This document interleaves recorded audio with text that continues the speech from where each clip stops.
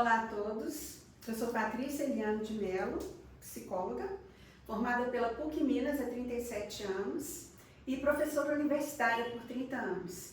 Bem-vindos ao meu canal de YouTube. Bom, além de psicologia, eu tenho mestrado em educação, doutorado e pós-doutorado em psicologia social, além de formação pelo Houston Institute, via Interface São Paulo com a querida Marilene Grandesso. Bom, essas aulas elas estarão disponíveis para vocês no formato de slides e texto na descrição abaixo. E se alguém tiver interesse somente no áudio, também estará disponível nas plataformas de streams. Vocês certamente já ouviram falar da teoria sistêmica, né? Abordagem sistêmica, pensamento sistêmico, que é um expoente de estudos, pesquisas da contemporaneidade, situando seu início no pós-guerra, nos anos 50. De onde que veio essa ideia? De onde que veio? O que se trata o pensamento sistêmico? Como aqui está escrito, é um diálogo proposto. Por quê? Porque para você compreender o pensamento sistêmico, você tem que, de certa forma, dialogar com outras áreas de saber. Inicialmente, inclusive, o pensamento sistêmico, ele veio de um diálogo muito profícuo e próximo com a física quântica, não é?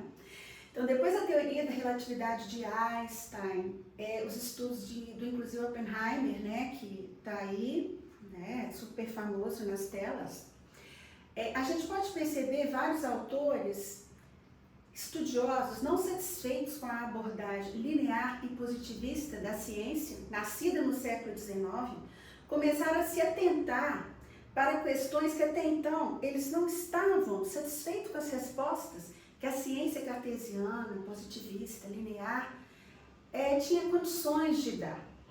Então, aprofundando seus estudos, eles perceberam que para você compreender a realidade da verdade, você tem que compreender as conexões, as interrelações entre as coisas, os seres, e enfim, as relações. Já falei, né? Aí você corta. Daí, desse diálogo tão profícuo, surge o pensamento sistêmico, que é o que a gente vai ver agora. Então, veja bem.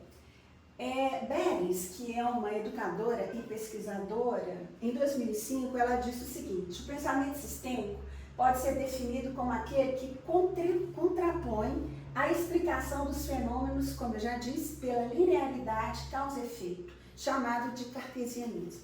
Por que cartesianismo? Porque vem de René Descartes, né, o pai do método científico. Porque entre uma hipótese e uma comprovação da hipótese, existem inúmeras possibilidades aí nesse intervalo. A vida não é linear, a vida não é cartesiana, a vida ela não segue um padrão, uma estandartização de causa e efeito. Eles começam a se indagar dessas inúmeras possibilidades que pode acontecer entre uma causa e um efeito, outro efeito, ou seja, são possíveis efeitos. Daí, é uma forma de abordagem da realidade que surgiu no século XX, como eu já disse, no pós-guerra, em contraposição ao pensamento que reduzia, né? Porque quando os atomistas, que eram os pesquisadores que estavam estudando o átomo, o que eles fizeram para compreender? Eles foram dividindo, fragmentando em partículas mínimas para poder compreender o todo. Só que nessa fragmentação se perde o todo. Porque o todo, gente, ele vem da relação entre essas partículas e não uma partícula sozinha. Então, daí já dá para vocês começarem a vislumbrar como que foi o efeito disso aí nas várias áreas de conhecimento. É visto como um componente do paradigma emergente, como eu já disse, que tem como representantes cientistas, pesquisadores, filósofos, intelectuais, artistas, de vários campos do saber. O pensamento sistêmico inclui necessariamente a interdisciplinaridade, ou seja, essa conversa entre as disciplinas. O pensamento sistêmico, de uma forma geral, pode ser definido, então, como uma nova forma de perceber a realidade. Porque não é só pensar, não existe diferença entre pensar e ação. Quando eu penso de certa forma, eu já estou agindo. eu já estou mudando meus paradigmas em nível interno, na convivência com o outro também eu já estou me posicionando de uma outra forma, não é? Então, o Fritjof Capra, que é um importante autor, né, dessa teoria das interrelações, ele escreveu Ponto de Mutação, que é um livro super importante, A Teia da Vida, né? Quanto mais são estudados os problemas da nossa época, mais se percebe que eles não podem ser entendidos isoladamente. Lembra das conexões que eu acabei de dizer? Gente, tudo é interrelacionado. São problemas sistêmicos, que significa o quê? Que estão interligados e são interdependentes. Um exemplo disso, hoje isso está muito mais reconhecido, né, do que alguns tempos atrás. Se você quiser entender um pouco o que acontece, os fenômenos que acontecem na floresta amazônica, você não pode deixar de pensar na viagem das areias do deserto de Saara pelo Oceano Atlântico, porque cabe a essas areias adubarem o solo da Amazônia. Ou seja, tudo está conectado com tudo. E aí o que acontece com essa água da Amazônia, ela evapora, ela bate lá nos Andes, ela volta, está relacionado com as enchentes no Pantanal. Isso é um exemplo assim, básico, geográfico, da interconexão do nosso planeta. Imagina isso nos sistemas humanos. Né? Deve-se sempre partir do princípio que o todo é muito mais do que a soma das suas partes. Ou seja, o sistema como um todo integrado, ele tem propriedades essenciais que vão surgir exatamente do que? Dessas interrelações que eu estou colocando aqui para vocês. Entender a realidade sistemicamente significa o quê?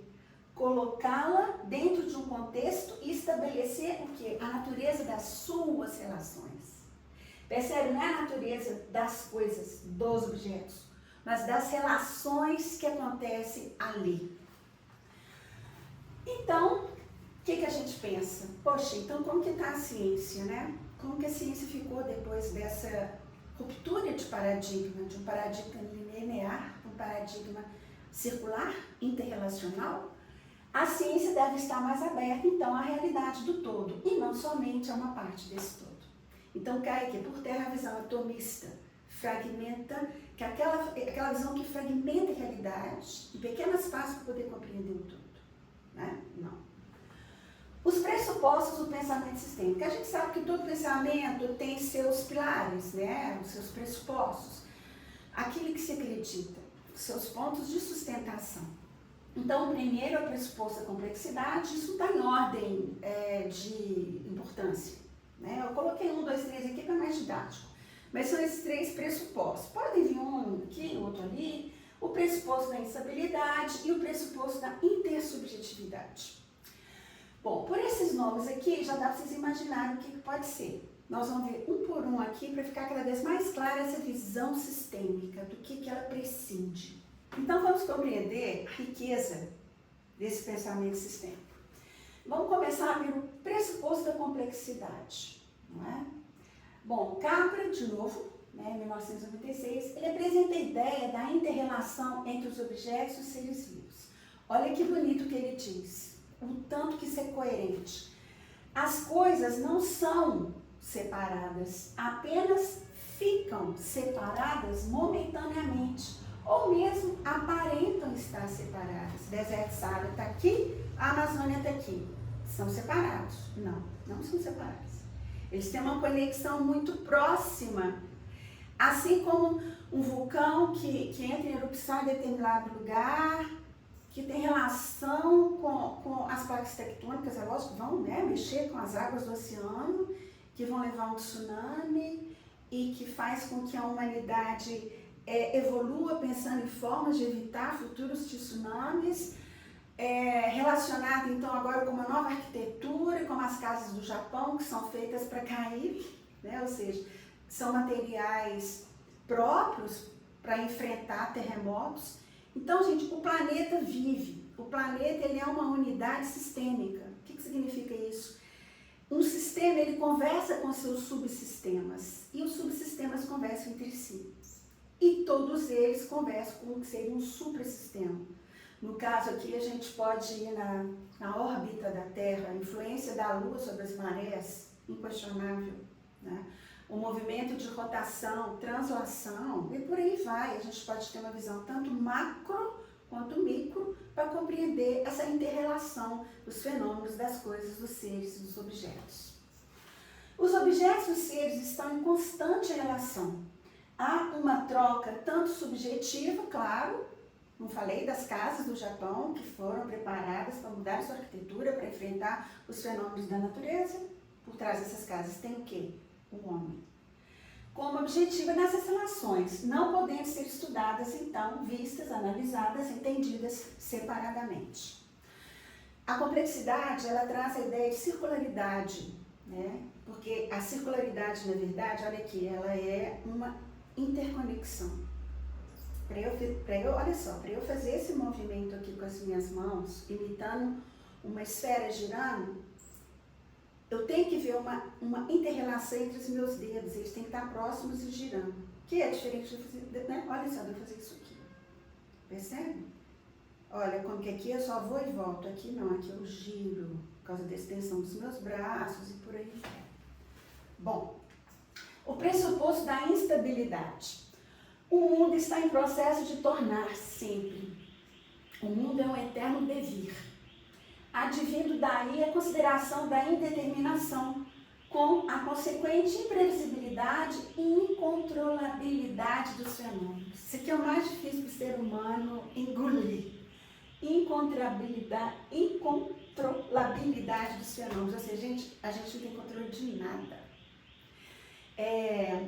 Eu gosto desse exemplo, que gosto muito. Nós estamos em cima de uma esfera, que não é bem uma esfera, né, que está da forma da Terra elíptica, que gira sozinha pelo cosmos. Nós não temos como acionar um freio de mão, não sabemos para onde vamos, né? E ela continua girando, ou seja, ela continua fazendo seu percurso. Tem como a gente controlar isso? Não. Eu estou aqui dando uma aula para vocês, tem uma janela ali, uma porta ali. Ninguém me garante que hoje, às 17 horas, 18h20, eu vou sair daqui por aquela porta. Nós não temos controle sobre as nossas vidas. Isso é inquestionável. Só que é insuportável. Então, o que as pessoas fazem? Criam planners, agendas, cronogramas. Mas o que está valendo aqui é a indeterminação. É a impermanência, a instabilidade. E, por fim, o pressuposto da intersubjetividade. Claro, se tem inter-relações, tem intersubjetividade. Não existe uma realidade independente de um observador. Vocês aqui que estão observando, assistindo essa aula, vocês estão construindo a realidade de vocês na relação comigo, mesmo sendo mediado por uma tela, não é? O conhecimento científico é uma construção social. Se vocês forem entender as grandes descobertas, as grandes invenções da humanidade, tinha um contexto que poderia explicá-las, não é? Quando criaram a catapulta, uma arma, a evolução da roda, a evolução do fogo, da flecha, da lança, antes do tacape, até chegar na bomba atômica, não é? Ou seja, aquele que observa está presente na construção da realidade. Um exemplo disso, gosto também de dar esse exemplo, quando duas pessoas faltam a uma aula, e aí eles falam assim, qual foi a aula da Patrícia? Eu perdi. E aquela aula chata, ela ficou falando de pensamento o tempo todo, eu já sabia daquilo, Aí o outro vira e fala assim, peraí, você está falando daquela aula da Patrícia? Aquela que está no YouTube? Nossa, aquela aula foi fantástica, clareou um monte de coisas para mim. Aí você fica em dúvida e fala, poxa, não pode estar tão distante assim, o que aconteceu? É outra aula que vocês estão falando? Não, gente, é a construção de realidade. O observador fazendo parte do fenômeno observado. Ele está construindo em tempo real todos os significados do que ele observa. O conhecimento científico, como eu já disse, é uma construção social, em espaços consensuais. Ou seja, isso aqui chama tela, porque consensualmente no espaço linguístico foi consensualizado que isso aqui se chamaria tela. Porque humanidade cria sistema linguístico. E as palavras servem para tentar nomear essa realidade. E para a gente reconhecer a realidade, tem que ter um consenso de significados. Então, aula da Patrícia, mesmo que a aula para um seja péssima, para outro tenha sido ótima, existe uma consensualidade no significante aula, o significado aula, por diferentes sujeitos e observadores, porque a gente sabe que toda linguagem, na verdade, é uma cadeia de significante, significado, significante, significado, que é atravessado pela subjetividade. E aqui no pensamento sistêmico, na verdade, é constituído pela intersubjetividade. Não existe uma subjetividade sozinha, amputada do espaço social. Tudo é construído nas relações. O cientista trabalha com múltiplas versões da realidade em diferentes domínios linguísticos de explicações, né? Vamos pegar o exemplo do gato. Gato em português, cat no inglês, chat no francês. Você vai ver que tem uma raiz etimológica aí, né? Com a variação do C, do A. Existe um consenso que aproxima um pouco o significado das coisas, igual table, tablet, né? Em português, mesa. Mas se eu tento, mesmo não falando com o meu aparelho fonador, falando através de linguagem de sinais, o que é uma mesa, é compreensível, porque existe um consenso entre pessoas em um sistema linguístico que diz que esse símbolo, me desculpem, eu não sei qual, significa mesa. Independente se a pronúncia é tablet, se é table, se é mesa, mas no momento que eu crio esse símbolo consensualizado, as pessoas compreendem que aquilo ali é o quê? Uma mesa, ok? Então, gente, compreendendo agora os pressupostos, né, do pensamento sistêmico, a gente pode chegar, enfim, à origem da teoria sistêmica, então, aqui na psicologia. Encontra seu berço nos diálogos do pensamento sistêmico com a física quântica. A concepção sistêmica vê o mundo em termos, como eu já disse, de relações, conexões, interrelações e integração. Os sistemas são totalidades interligadas, cujas propriedades não podem ser reproduzidas em unidades menores, né? Como eu já disse, aqui não entra a visão atomista. Pelo contrário, é uma visão complexa, né? Dialoga muito com a teoria da complexidade do nosso querido Edgar Morin. O aspecto dinâmico do sistema leva a conceitos como cibernética, fundamental também para a compreensão da teoria sistêmica, que estuda a comunicação e o sistema de controle dos organismos vivos e das máquinas. Existe um diálogo proposto, vocês estão percebendo, né? E não é uma miscelânea, não é ecletismo, eu quero deixar isso bem claro. Tem muitos alunos, né, na minha época de sala de aula presencial, formal, que falavam assim, professor, entendi. Então quer dizer que a teoria sistêmica é um pouquinho da psicanálise, um pouquinho da TCC, um pouquinho da Gestalt. Eu falei, não. Não é juntar, né, olha só, a incoerência. Está tentando compreender o todo, buscando partes, para poder compreender esse todo. Daí a complexidade de se compreender a teoria sistêmica. Ela não é um ajuntamento de outras teorias, sabe? Ela é baseada em ciência, em estudos, em trabalhos muito sérios, que visam a compreensão dos fenômenos, de tudo que acontece com os seres humanos, com as máquinas, com o planeta, via o entendimento da complexidade dessas coisas. Dessa inter-relação. É impossível compreender a nossa realidade, compreender as nossas construções de realidade que vamos fazendo ao longo da história da humanidade, se não compreendermos o quê? Essas conexões.